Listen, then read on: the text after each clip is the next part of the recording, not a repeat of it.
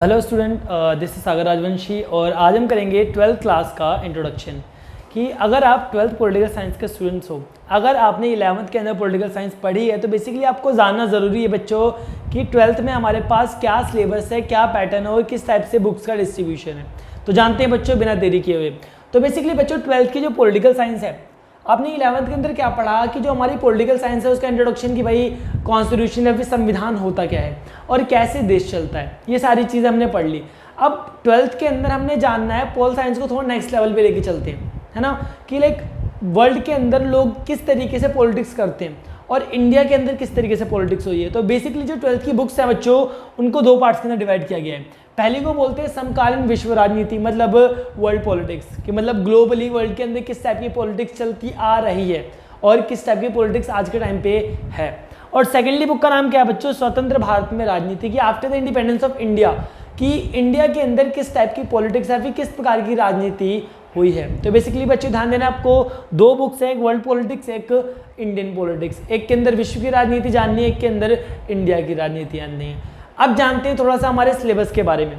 तो बेसिकली बच्चों दो बुक्स हैं और दोनों तरफ 9 चैप्टर्स का डिस्ट्रीब्यूशन किया गया है और आपका एग्जाम आता है 80 मार्क्स का और 20 मार्क्स क्या होता है आपका प्रैक्टिकल। और 80 मार्क्स की थ्योरी के अंदर आपको ध्यान देना है कि 40 मार्क्स का डिस्ट्रीब्यूशन किया हुआ है। अब जानते हैं थोड़ा चैप्टर्स के बारे में कि कौन कौन से चैप्टर हैं, हल्का फुल्का चैप्टर्स के बारे में इंट्रोडक्शन। तो बच्चों हमारा फर्स्ट बुक जो कि हमारी क्या है, वर्ल्ड पॉलिटिक्स, ये हमारी नॉर्मली फर्स्ट सेमेस्टर के अंदर आती है। अगर आप गवर्नमेंट स्कूल से बिलोंग करते हो तो बेसिकली फर्स्ट बुक पूरी आती है हमारी फर्स्ट सेमेस्टर के अंदर और सेकंड सेमेस्टर के अंदर बोथ बुक्स आती है। तो फर्स्ट बुक का फर्स्ट चैप्टर क्या है बच्चों, शीत युद्ध का दौर, मतलब the era of cold war. कि कोल्ड वॉर है क्या, इसका मतलब क्या होता है, क्यों वर्ल्ड के अंदर स्टार्ट हुआ, और इसके अंदर अब जानना है कि जो सेकेंड वर्ल्ड वॉर है वो क्या था। बेसिकली मैं कोल्ड वॉर बता देता हूँ। कोल्ड वॉर का मतलब क्या होता है, एक ऐसी स्थिति का होना कि युद्ध हो सकता है पर युद्ध ना होना। ठीक है, अब डिटेल में जाने की जगह में ये चैप्टर करेंगे।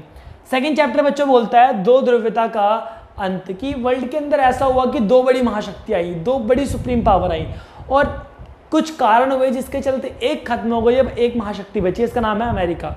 अब क्या वो कारण थे जिसके चलते अमेरिका महाशक्ति बनी और क्या वो कारण थे जिसके चलते दूसरी महाशक्ति जो सोवियत संघ या फिर आज के समय की रशिया है उसका एंड हुआ, ये सब जानेंगे हम सेकंड चैप्टर के अंदर। और थर्डली चैप्टर बोलता है समकालीन विश्व में अमेरिकी वर्चस्व, की अमेरिका वर्ल्ड की इकलौती पावर बन गई। क्या जाना हमने, फर्स्ट चैप्टर के अंदर कोल्ड वॉर हुआ, सेकंड के अंदर दो महाशक्ति आ गई हमारे सामने और तीसरे के अंदर दूसरी महाशक्ति खत्म होकर एक ही महाशक्ति बची, इसका नाम क्या था, अमेरिका। अब इस चैप्टर के अंदर देखें कि किस प्रकार से अमेरिका महाशक्ति बना और किस प्रकार से अमेरिका वर्ल्ड को लीड करता है और आज के समय क्या सिचुएशन है अमेरिका की। ठीक है, और फोर्थ चैप्टर सत्ता के वैकल्पिक केंद्र, मतलब अल्टरनेटिव सेंटर्स ऑफ पावर, मतलब कि वो कौन से ऑप्शनल सेंटर्स हैं अमेरिका के अलावा। हम सबको पता है अमेरिका सुप्रीम है, अमेरिका से बड़ा विश्व में कोई नहीं अभी, पर कुछ तो हो सकता है जो कि उसके आसपास भी हो।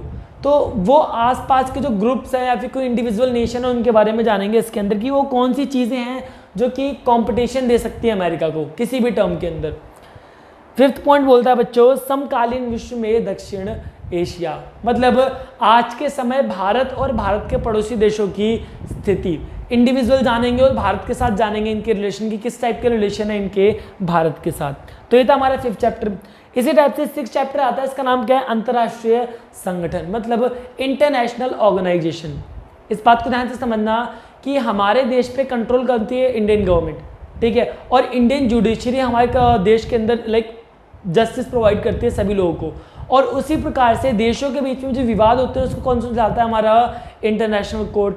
और इंटरनेशनली जो प्रोग्राम करता है उसे हम क्या बोलते हैं, अंतर्राष्ट्रीय संगठन, मतलब यूनाइटेड नेशन ऑर्गेनाइजेशन, जो कि पूरे वर्ल्ड को ग्लोबली कंट्रोल करता है। ठीक है, सो बच्चों सेवंथ क्या आता है, समकालीन विश्व में सुरक्षा। ध्यान देना, इस चैप्टर के अंदर जानते हैं कि वर्ल्ड के अंदर सिक्योरिटी पहली प्रायोरिटी है देशों की, कि पूरा विश्व सुरक्षित रहना चाहिए, पहली चीज़। दूसरा, आज के समय कौन से खतरे हैं जो मानव के लिए सबसे ज़्यादा हानिकारक है। अगर मैं करंट की बात करूं तो आप जानते हो कोरोना चल रहा है, मतलब महामारी, और महामारी क्या है, एक वैश्विक खतरा। इसी प्रकार से इन्वायरमेंट है, ग्लोबल प्रॉब्लम्स हैं सारी की सारी, उन सब चीज़ों के बारे में डिस्कशन करेंगे इस चैप्टर के अंदर। और अगला चैप्टर जो इसी से लिंक करता है, इसका नाम क्या है, पर्यावरण और प्राकृतिक संसाधन, कि लोग या फिर देशों की बात करी जाए वो क्यों पर्यावरण को लेकर एक देश दूसरे देश के संसाधनों पर कब्जा करने की कोशिश करता है, एक देश दूसरे देश के रिसोर्सेज पर कब्जा करने की कोशिश करता आ रहा है। इन सब चीज़ों के बारे में जानेंगे, क्यों आक्रमण होते हैं और कौन कौन से आक्रमण पास्ट के अंदर हो चुके हैं, और किस प्रकार से हम वर्ल्ड के अंदर जो इन्वायरमेंट है उसको प्रोटेक्ट कर सकते हैं, और क्या क्या कदम आज तक उठाए गए हैं हमारे इन्वायरमेंट को प्रोटेक्ट करने के लिए। और लास्ट चैप्टर आता है इस बुक का, वैश्वीकरण। अगर आप इकोनॉमिक्स के स्टूडेंट हो, आपने पहले ही जान चुके हो इसके बारे में, बट ऑलरेडी इसके बारे में थोड़ा बहुत जान लो कि ग्लोबलाइजेशन की वस्तु, सेवाएं और व्यक्ति के स्वतंत्र प्रवाह को क्या बोलते हैं हम लोग, वैश्वीकरण। इस चैप्टर के अंदर यही जाना जाएगा कि एक ऐसा ना जाने क्या हुआ कि पूरे वर्ल्ड के अंदर फ्री ट्रेड होने लग गया, पूरा वर्ल्ड आपस में कनेक्ट हो गया, क्या वो कारण थे जिसकी वजह से कनेक्ट हुआ। पहली चीज़ ये, मतलब वैश्वीकरण की शुरुआत।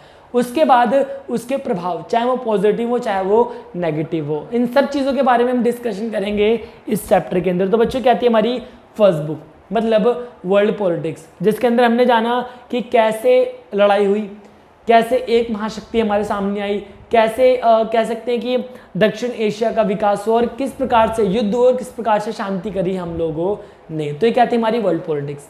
अगर बात करी जाए इंडिया की, तो इसी प्रकार से बच्चों इंडिया की जो पॉलिटिक्स की बुक है उसके अंदर भी 9 चैप्टर्स हैं, और इनका डिस्ट्रीब्यूशन कुछ इस प्रकार से किया गया, आप ध्यान दें। पहला चैप्टर बोलता है कि राष्ट्र निर्माण की चुनौतियां, पुनर्स्थापना, मतलब भारत कब आज़ाद हुआ बच्चों, 1947 के अंदर कैसे आज़ाद हुआ, और लाइक किस प्रकार की प्रॉब्लम फेस करनी पड़ी हमने देश को आज़ाद होने के बाद, पहली चीज़। सेकंड बच्चों बोलता है कि एक दल के प्रभुत्व का दौर, कि हम सबको पता है देश की सबसे पुरानी पॉलिटिकल पार्टी है बच्चों, उसका नाम क्या है, कांग्रेस, और उसने लगभग 20 से 25 साल तक अपनी सुप्रीमेसी चलाई, मतलब कोई भी पार्टी उसके आसपास नहीं थी। क्या कारण थे उसकी, ठीक है, और क्या वो अदर पॉलिटिकल पार्टी थी जो कि कंट्री के अंदर एग्जिस्ट करती हैं अभी के टाइम समय। थर्ड चैप्टर बोलता है बच्चों नियोजित विकास की राजनीति, कि देश के डेवलपमेंट के लिए भारत ने क्या क्या कदम उठाए, और कह सकते हैं कि क्या वो प्रोग्राम थे जिसकी वजह से इंडिया एक डेवलपिंग कंट्री बन रहा है, तेजी से अपना विकास कर रहा है, ठीक है। इसी प्रकार से फोर्थ चैप्टर के अंदर भारत के विदेश संबंध, कि भारत के जो मोदी भी के हमें प्रधानमंत्री हैं वो यात्राएं करते हैं, विदेशों के साथ संबंध बनाते हैं। पर अगर बात करिए शुरुआत की, तो हमारे पहले कौन थे, पंडित जवाहरलाल नेहरू, इन्होंने किस प्रकार से संबंध रखे देशों से, ये सारी चीज़ें हमने जाननी है। फिफ्थ के अंदर कांग्रेस प्रणाली, की देश की सबसे बड़ी पॉलिटिकल पार्टी कांग्रेस थी, उसने राज किया, उसकी क्या क्या प्रणाली थी वगैरह। इस चैप्टर के अंदर मतलब यहाँ से लेके कांग्रेस प्रणाली, लोकतांत्रिक व्यवस्था का संकट, ये 2 चैप्टर्स बच्चे क्या है हमारे, जिसके अंदर बेसिकली कांग्रेस पार्टी के बारे में जानना है कि कांग्रेस पार्टी की शुरुआत कैसे हुई, कांग्रेस पार्टी द्वारा देश के अंदर आपातकाल लगाया गया, वो कैसे आगे बढ़ा।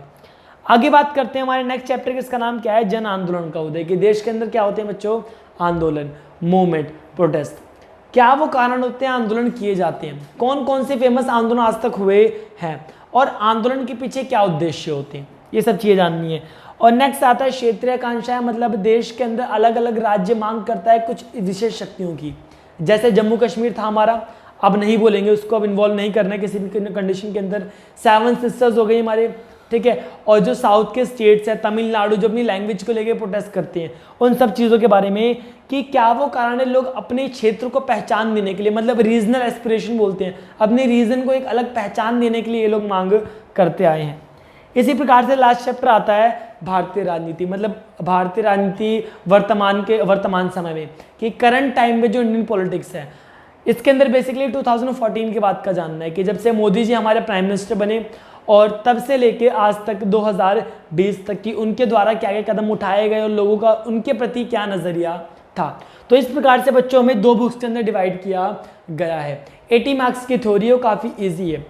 आई होप आपको चैप्टर समरी सिलेबस समझ आ गया होगा, काफ़ी ईजी सिलेबस है, बट हाँ एक गाइडेंस की ज़रूरत आपको पड़ती है, वो गाइडेंस आपको मिल सकती है। आप ओरिएंट ज्वाइन करो, हम आपकी पूरी हेल्प करेंगे। अगर आप घर पे पढ़ोगे तो मार्क्स लाओगे, ओरिएंट के अंदर पढ़ोगे तो अच्छे मार्क्स लाओगे। आप हमारा ट्रैक रिकॉर्ड चेक कर सकते हो इस मामले में तो। और अदरवाइज बच्चों, अगर आपको रेगुलर कंटेंट चाहिए तो हमारे यूट्यूब चैनल को सब्सक्राइब करो और नोटिफिकेशन ऑन कर लो, ताकि हम आपको आने वाली वीडियो ऐसे ही मिलती रहे। Thanks for watching a video.